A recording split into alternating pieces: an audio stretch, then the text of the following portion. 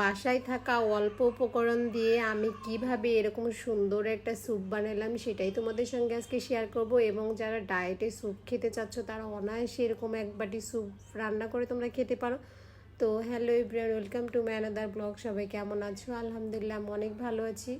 তো আমি প্রথমে এগুলা চিকেনগুলোকে সিদ্ধ করে নিয়েছি। অবশ্যই এখানে গোলমরিচ দিছি, লবণ দিছি, দিয়ে সিদ্ধ করে নিয়ে দেন হাত দিয়ে এগুলোকে একদম ছোট ছোট করে ফেলছি। এমনি ছোট করে দিছিলাম সিদ্ধ করার জন্য। তারপরে সিদ্ধ করার পরে এগুলোকে একদম ম্যাশ করে দিলাম যেন খেতেও কোনো প্রবলেম না হয়। দেন ওই পানির মধ্যে আমি আবার পেঁপেগুলোকে দিলাম। পেঁপেগুলো সিদ্ধ হয়ে গেছে। অবশ্যই সিদ্ধর সময় লবণ দিতে হবে, এক্সট্রা আর পরে লবণ দেওয়ার কোনো ঝামেলা থাকবে না। অ্যান্ড এগুলো আমি এখন হাত দিয়ে ম্যাশ করে নিতে চাইছিলাম, কিন্তু প্রচণ্ড গরমের কারণে আর নিতে পারি নাই।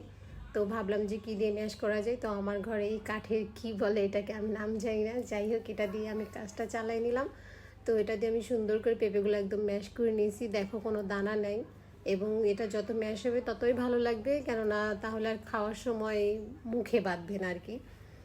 তো সবসময় যেটা বলি, ডায়েটের জন্য তোমরা অবশ্যই কোকোনাট অয়েল বা এক্সট্রা ভার্জিন তোমার অলিভ অয়েল বা সরিষার তেলটা ব্যবহার করতে পারো। আমি এখানে সরিষার তেল দিয়ে রান্না করব, এবং আমি যত খাবার রান্না করি সব সরিষার তেল দিয়েই করি। তো এখানে আমি পেঁয়াজ, আদা কুচি, রসুন কুচি দিয়ে দিলাম, দিয়ে এটা সুন্দর করে লাল লাল করে ভেজে নিলাম।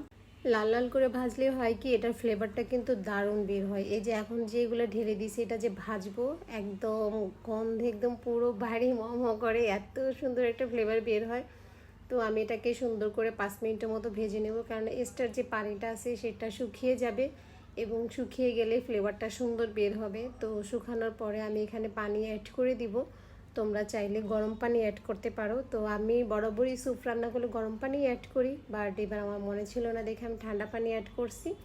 তো তোমরা চাইলে করতে পারো, বা না চাইলে স্কিপ করতে পারো। দেন আমি এখানে পরিমাণ মতো পানি দিয়ে দিলাম। পানি দেওয়ার পরে এটাকে কিন্তু ভালো করে বলক আসা পর্যন্ত ওয়েট করতে হবে। বলক আসার পরে একবারে যে পাতিল ভরে পানি দিবা তা হবে না, একদমই অল্প সময় লাগে। যেহেতু এগুলো আমাদের সিদ্ধ করা, সেই ক্ষেত্রে পানি খুবই কম দিতে হবে। যতটুকু তুমি রাখবা তার চেয়ে একটু বেশি। বলক আসার পরে এখানে কর্নফ্লাওয়ার দিয়ে দিতে হবে। আর আমি এখানে কর্নফ্লাওয়ার গুলে রেখেছি। অনেকে চাইলে আটাও দেয়, তবে আটা চাইতে আমি মনে করি কর্নফ্লাওয়ারটা ভালো হবে, যেহেতু তোমরা ডায়েট করবে সেই ক্ষেত্রে।